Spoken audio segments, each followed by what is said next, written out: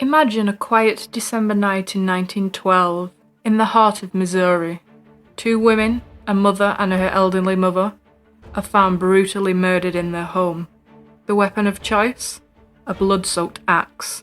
The prime suspect? Their own son and grandson, Henry Lee Moore. But as investigators dug deeper, a chilling question emerged.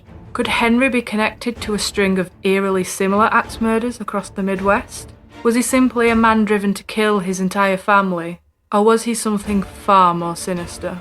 In today's episode, we unravel the dark and twisted tale of Henry Lee Moore, a man whose name is etched in the shadows of true crime history. Stay tuned, this story will leave you questioning everything.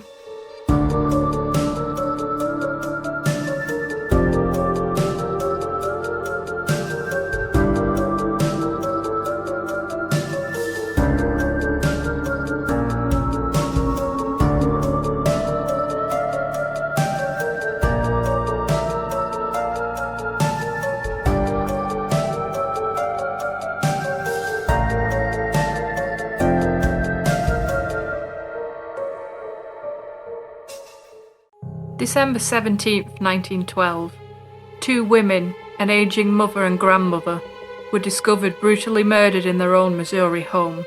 Blood soaked the floor, an axe lay nearby, and the quiet, close-knit community was thrust into chaos. The crime was shocking enough, but what came next would disturb even seasoned detectives. The primary suspect? Their son and grandson, Henry Lee Moore. A man whose name would soon be tied to a chilling string of murders across the Midwest. Could this quiet, poetry-loving man have been a cold-blooded serial killer? Let's unravel the true story.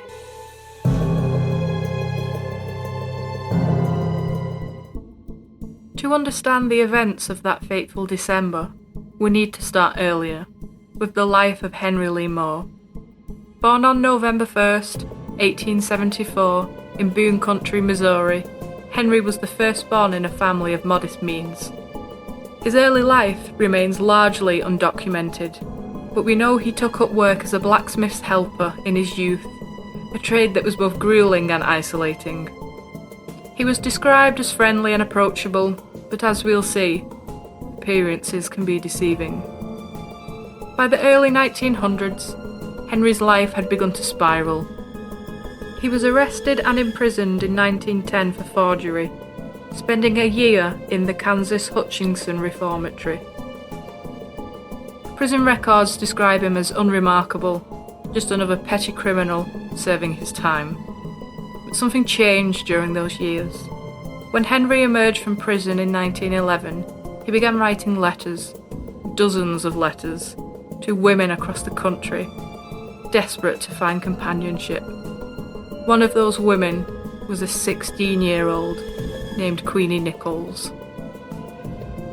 Henry's letters to Queenie were romantic and full of promises, but they also hinted at darker ambitions.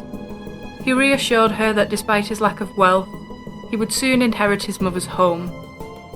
It was an odd statement, considering his mother, Georgia, was very much alive. Still, he persisted. Queenie rejected his advances, leaving Henry frustrated and perhaps even embittered. Around this time, Henry began exhibiting erratic behaviour. He frequently visited morgues in St. Louis, claiming an unusual interest in studying the deceased. Though he denied it later, the morbid fascination raised eyebrows among those who knew him. Meanwhile, he continued to struggle financially, relying on his mother and grandmother for support. But tensions were brewing within the Moore household, tensions that would soon erupt into violence. On December 17th, 1912, neighbours noticed something unusual at the Moore residence. The normally bustling household was eerily silent. Concerned, they entered the home and stumbled upon a scene straight out of a nightmare. Georgia Moore, 63, was slumped in her armchair, her head crushed by a series of brutal axe blows. The room was soaked in blood. In a nearby bedroom lay Mary Wilson, Henry's 83-year-old grandmother, her skull also shattered. Both women had been attacked in their sleep. The weapon, a rusty axe, was found discarded nearby.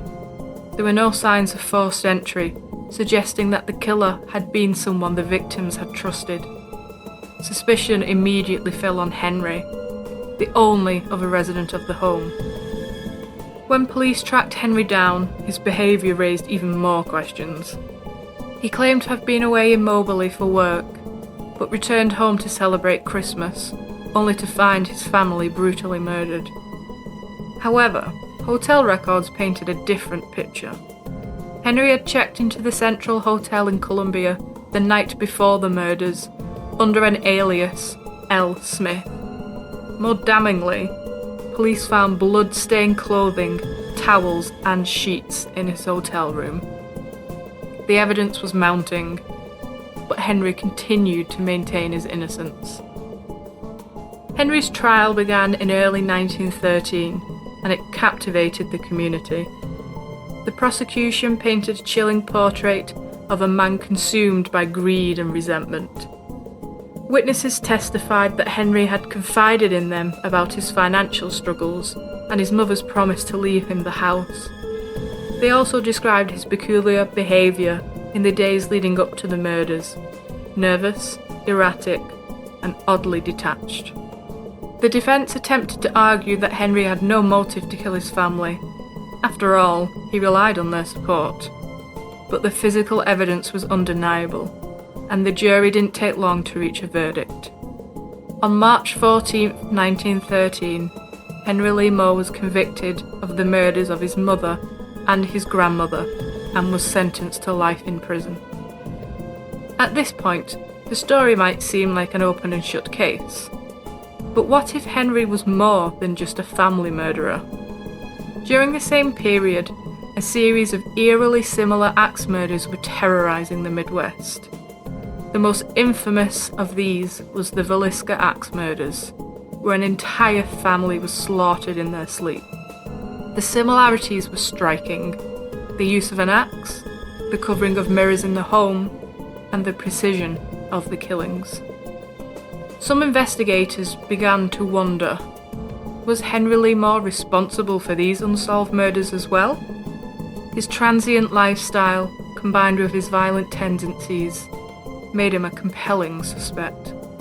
But without concrete evidence, the theory remained just that, a theory. Henry spent the rest of his life in prison, maintaining his innocence until his death. Over the years, interest in the case waned, but the questions lingered. Could Henry Lee Moore have been one of America's first known serial killers? Or was he simply a man who snapped under the weight of his circumstances? Today, the Villisca Axe Murders and other unsolved cases from that era remain cold, but Henry's story serves as a haunting reminder of how thin the line can be between ordinary life and unspeakable horror. As we look back on the crimes of Henry Lee Moore, one thing becomes clear. The truth is often more complex and more terrifying than we could ever imagine. Whether he was a lone family murderer or a serial killer who roamed the Midwest, one fact remains. The legacy of his crimes continue to send chills down our spines, forever being another tale from the underworld. Thanks for listening to Tales from the Underworld. If you're fascinated by the stories we uncover, make sure to hit that subscribe button on your favorite podcast platform so you never miss an episode. For even more exclusive content, head over to our website at talesfromtheunderworld.com and subscribe to our newsletter. You'll get insider access to deeper case details, early updates on new episodes, and more true crime content sent straight to your inbox. Until next time, stay curious, stay vigilant, and stay out of the shadows.